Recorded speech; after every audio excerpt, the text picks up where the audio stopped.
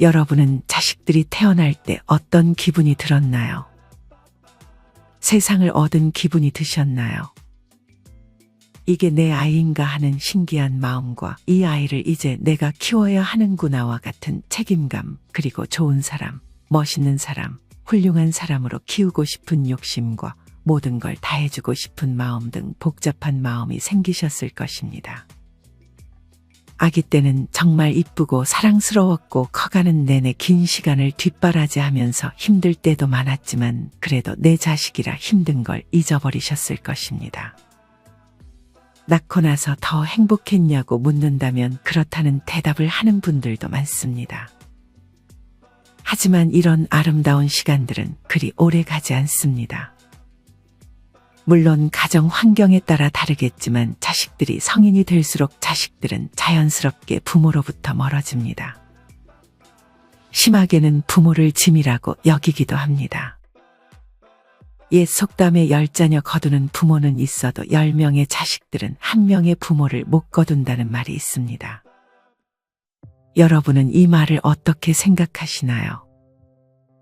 지극정성으로 부족함 없이 키워 결혼시키고 손주까지 생기니 어느새 부모가 아파도 문자 한 번이면 끝이고 자기 자식 10분의 1이라도 나한테 잘 대해줬으면 덜 서운할 텐데 하는 마음이 들기도 합니다. 그러면서 이제는 다 부질없고 나를 위해 살아야 한다고 다짐하며 그제서야 아무리 내리사랑이라지만 희생하고 살아온 내 인생이 가엾게 여겨지기도 합니다. 지인 중에 어떤 사람이 아파트를 2채 사서 월세를 받으며 자신은 허름하고 좁은 빌라를 세내어 전세로 사는 걸 보면서 많은 생각을 하게 됐습니다. 이분은 차도 없고 휴대폰도 폴더폰 옛날 것을 사용하며 자신에게는 돈을 잘 안 씁니다. 분명 부자이면서도 빈곤하게 사는 이유는 죽으면 모두 자식에게 넘겨주려는 이유 때문입니다. 자식들은 의사로서 잘 사는데도 빈곤한 삶을 본인의 선택으로 삽니다. 이 지인을 보면 안타까움이 느껴집니다. 자식들에게 주지 말고 자신을 위해 조금 더 쓰고 살면 어떨까 하는 생각이 들었습니다. 자식은 전생의 빚쟁이라는 말도 있습니다. 다 그런 건 아니지만 자식들은 부모에게 돈을 물려받은 순간 자식은 더 이상 자식이 아니게 된다고 말씀하신 분도 계셨습니다. 많은 전문가들도 자식들에게 아무것도 주지도 말고 바라지도 말고 살림 참견도 하지 말라고 조언합니다. 하지만 이것은 말처럼 쉽지 않습니다. 자식들이 돈 빌려달라고 하면 마음 약해져서 주게 되고 안 주면 마음이 안 좋아져 계속 주게 되는 것도 이해가 되지만 이제는 단호해질 필요가 있습니다. 여기 80대의 최 씨 할머니 앞에 아들이 무릎 꿇고 빌고 있습니다. 어머니, 제가 죽을 죄를 졌습니다. 그러자 어머니가 답합니다. 너는 이제 내 아들 아니다. 호적에서도 파버릴 거다. 조만간 소장도 갈 거다. 이 모자지간에는 어떤 사연이 있었을까요? 지금부터 그 사연을 소개해드리겠습니다. 할머니는 농부의 딸로 태어났지만 글 배울 시간도 없이 가족 뒷바라지를 하며 어릴 적에는 논밭에서 일했고 21살 때쯤에는 결혼해 이남 일녀를 낳았습니다. 결혼하고 나서도 이곳저곳을 떠돌면서 돈을 벌어야 했고 그동안 모은 돈으로 작은 김밥집 하나를 차렸습니다. 할머니의 솜씨로 김밥 맛이 하도 좋아 당시 유명 정치인과 연예인이 찾아올 정도로 인기가 많았습니다. 할머니는 배움에 대한 열의가 강했지만 자식들이 셋이나 있었기에 자신의 꿈을 접고 김밥 장사에 매진해야 했습니다. 그렇게 모은 돈들은 어렵게 모은 돈이라 허투루 쓸 수 없었습니다. 할머니는 매일 새벽 4시가 되면 당근, 맛살, 오이, 어묵, 단무지 등을 사 김밥을 만듭니다. 그렇게 4시간가량을 김밥을 말아 대야에 담고 장사 준비를 시작합니다. 자주 오는 학생이 묻습니다. 너무 일찍 나와 고생하시는 거 아니에요? 하며 잔돈은 안 받겠다고 말했습니다. 그러자 할머니는 고생이라면 고생이고 아니라면 아니지. 잔돈 안 받고 가는 학생들이 있는데 그게 더 불편해. 정말 마음은 고마운데 잔돈은 가지고 가요. 나도 떳떳하게 일해서 돈 버는 게 좋아. 할머니는 가족을 부양하기 위해 할아버지와 함께 닥치는 대로 일만 했습니다. 김밥집을 차리기 전까지는 밭일뿐 아니라 남의 집 식모살이, 공장일, 식당일 모두 마다하지 않았습니다. 이때는 자식들 키우느라 저축을 하거나 건강을 신경 쓸 틈도 없었습니다. 하루 벌어 하루 살기도 벅찼습니다. 그러다 할아버지의 건강이 크게 악화되어 거동이 불편하고 말을 할 수도 없게 되었습니다. 할머니는 할아버지 병수발의 가장 역할까지 자처해야 했습니다. 하지만 아무리 일을 많이 한다 해도 할아버지 병원비에 자녀들의 학교 교육비까지 감당하기는 너무 버거웠습니다. 그러다 생각했던 것이 김밥 장사였던 것이었습니다. 물론 이도 쉬운 일이 아니었지만 왠지 모르게 열심히만 하면 얼마든지 돈을 벌 수 있을 것이라 생각하고 시작했습니다. 그렇게 열심히 일을 하며 남편을 돌보고 아이들을 키운 할머니는 자식들이 성인이 될 때까지 열심히 일했습니다. 자식들이 다 결혼에 출가했고 할머니 김밥집도 어느 정도 돈이 벌렸고 남편을 돌볼 사람도 구해 평안하게 노후를 즐기고 있었습니다. 하지만 이 평안함은 오래 가지 못했습니다. 큰아들이 사업 실패로 식구를 데리고 할머니의 집에 얹혀 살아야 했기 때문이었습니다. 그때 할머니는 아들을 받아주지 말아야 했습니다. 당장 살 데가 없어진 아들 내외가 안쓰러워 집안에 들였지만 아들 내외는 한동안 일을 하지 않았습니다. 너네 쉰지도 오래됐는데 이제 일 찾을 때 되지 않았니? 엄마, 나 조금만 더 쉬고 싶어. 그래요, 어머님. 저는 아이랑 그 일 돌봐야 하니 조금만 이해해 주세요. 안 그러면 김밥집으로 출근해서 일 좀 돕지 그래. 아직 연우가 어리니까 저는 아이 키우는데 집중할게요, 어머님. 사실 할머니는 퇴근하면 할아버지를 간호했고 할머니가 일에 나갈 시간이면 간병인이 할아버지를 챙기고 있어 사실상 며느리는 할아버지를 위해 아무것도 하는 것이 없었습니다. 특히나 할머니가 자리를 비울 때면 여보, 그냥 이 집에서 평생 놀면서 살면 될 것 같은데? 평생 일 안 하고 계속 여기서 살까? 다음엔 어떤 핑계를 대지? 이런 작당모의를 부부가 즐겼습니다. 그러던 어느 날 며느리가 시어머니에게 부탁합니다. 어머님, 연우 이제 초등학교 들어가는데 남들처럼 학원에 보내는 게 좋지 않을까요? 그걸 왜 나한테 묻니? 하나뿐인 손주를 생각하면 당연히 지원해주고 싶은 마음이 굴뚝 같았지만 얄미운 며느리를 생각하면 괜히 괘씸한 생각이 들었습니다. 저희는 아직 벌이가 안 돼서. 힘든 일은 싫고 아이는 잘 키우고 싶니? 계속되는 할머니의 잔소리에 마지못해 남편은 회사에 취직했습니다. 하지만 3개월을 채우지 못하고 그만두었습니다. 엄마, 나 정말 누구 밑에서 일 못하겠어. 이참에 기가 막힌 사업을 해보려고 하는데 이건 무조건 되는 거야. 그러니까 한 번만 믿어줘. 할머니는 자식들이 어릴 때 남편과 일을 하느라 잘 챙겨주지 못한 것에 대해 미안한 마음이 있었습니다. 그래서 나중에 물려주려고 했던 재산 중 일부를 큰아들에게 투자했습니다. 하지만 이는 잘못된 선택이었습니다. 절대로 쉽게 얻은 돈으로 사업에 성공할 수 없었습니다. 당연히 아들은 사업에 실패했습니다. 빚이 무려 2억에 달했습니다. 엄마, 진짜 마지막으로 한 번만 도와줘. 이번에만 막으면 돼. 이거 빚 못 막으면 나 정말 감옥에 들어갈 수도 있다고. 그래요, 어머님. 저희 연우를 생각해서라도 한 번만 도와주세요. 할머니는 선택의 여지가 없었습니다. 할머니는 빚을 갚아주는 대신 김밥집에서 일을 하라고 했습니다. 며느리는 한두 달 일하다가 힘들다고 남편에게 토로했습니다.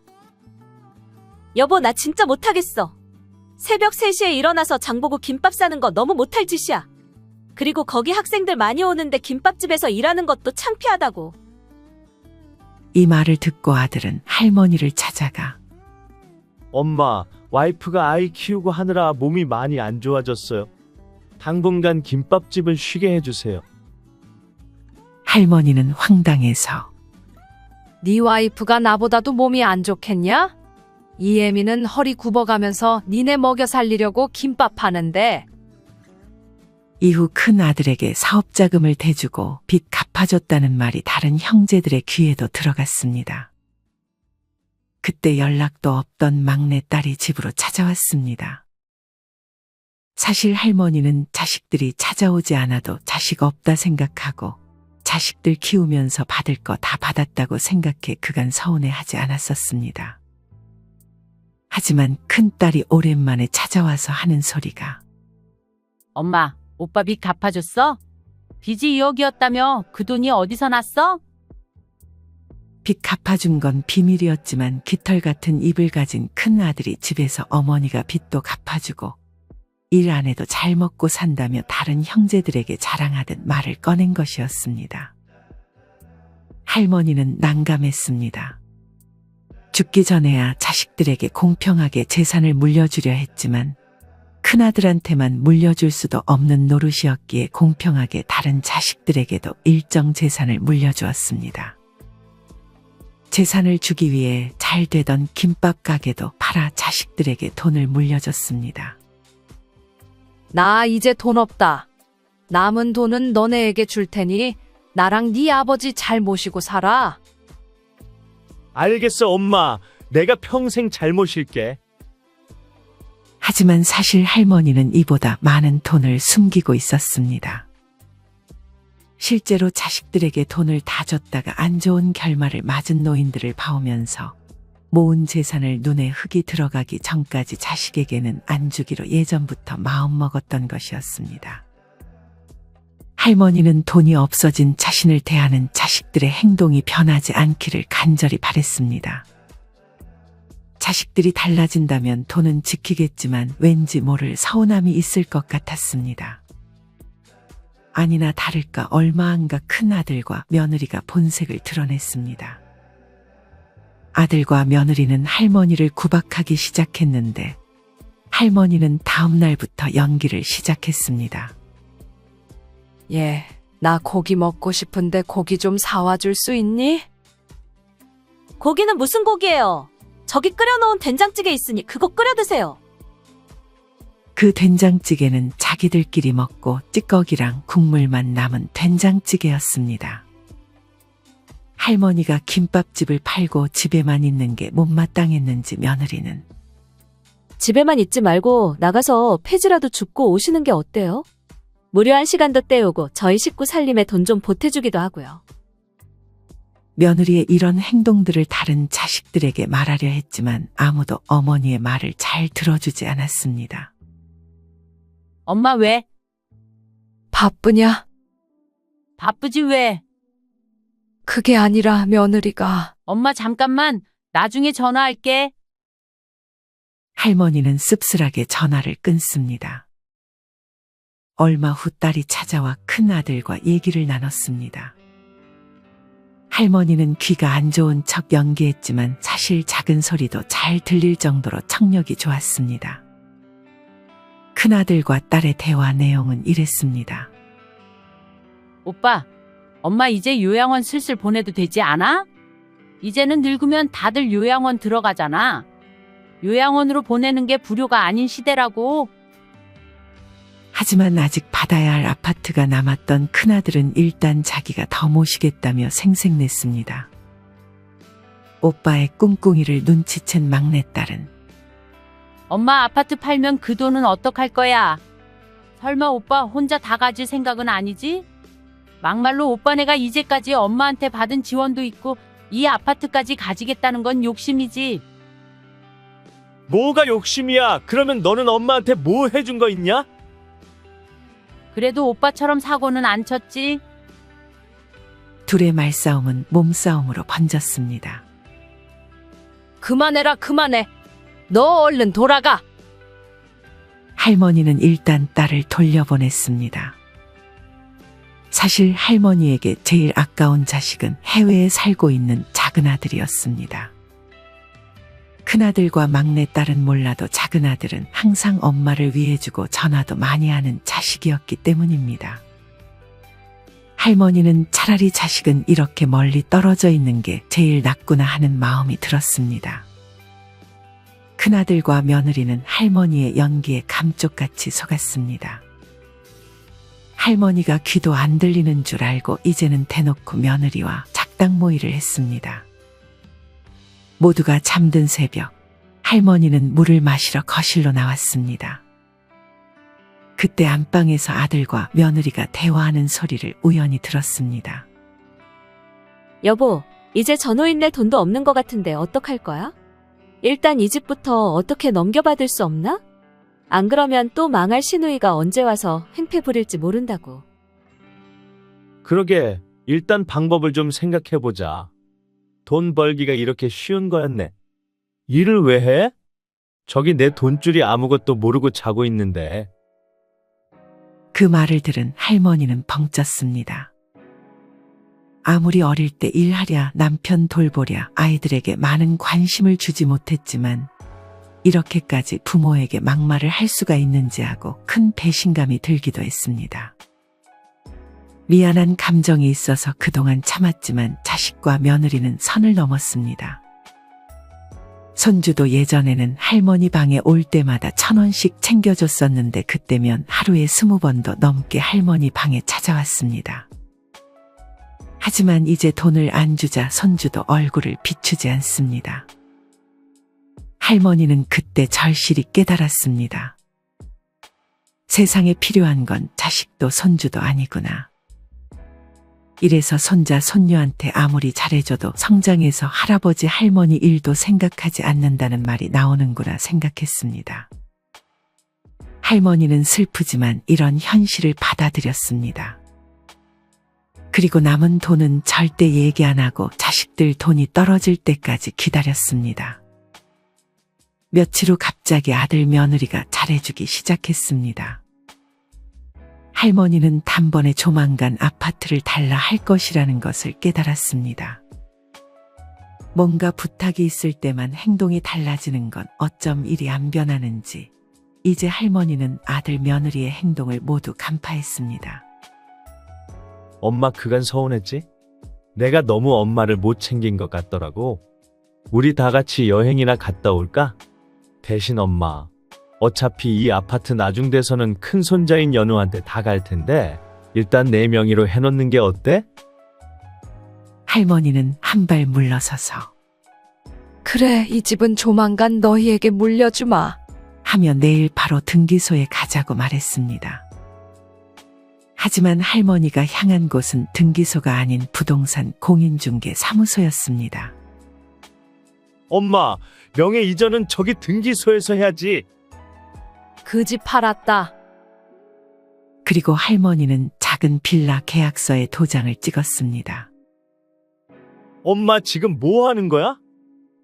뭐 하긴 뭐 해? 그 집 팔아서 난 다른 집으로 이사 간다. 너넨 이제 알아서 잘 살아라.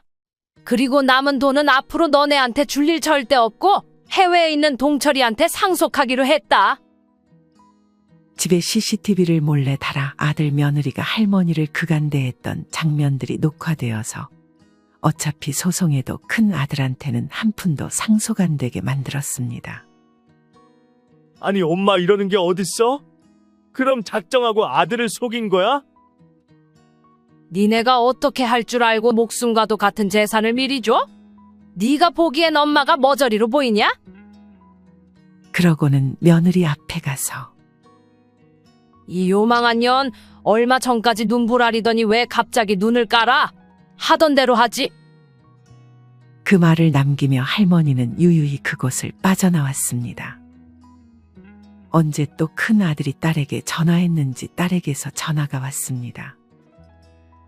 하지만 딸은 항상 돈 얘기할 때만 전화를 했고 평소에는 할머니의 전화를 잘 받지도 않았기에 할머니는 딸의 전화를 무시했습니다.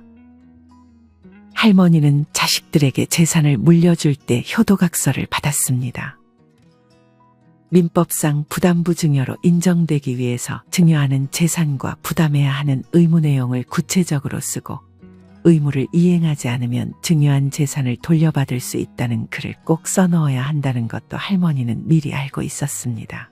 이러한 조건을 지키지 아니하며 효도를 성실히 이행하지 않는다고 판단 시 원고에게 반환하고 이에 대해 어떠한 이의나 청구도 제기하지 아니한다는 내용도 빼놓지 않았습니다. 꼼꼼했던 할머니 덕에 법원 판결에서 증여한 재산도 다 돌려주라는 판정이 나왔습니다. 하지만 할머니는 어린 손자를 생각해 이를 받지는 않았습니다. 할머니는 곧장 할아버지에게 갔습니다. 내가 잘한 거 맞겠죠?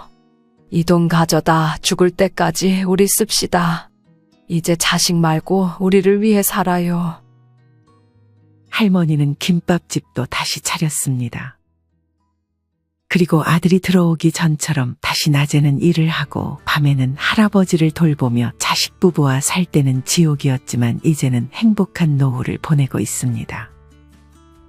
나중에 들리는 소식으로는 그래도 큰아들 부부가 맞벌이를 하며 작은 투룸에서 살림을 시작했다는 이야기를 들었습니다. 할머니는 마음 약해지지 않았습니다. 이제는 그간 고생한 자기를 위해 살고 싶었습니다.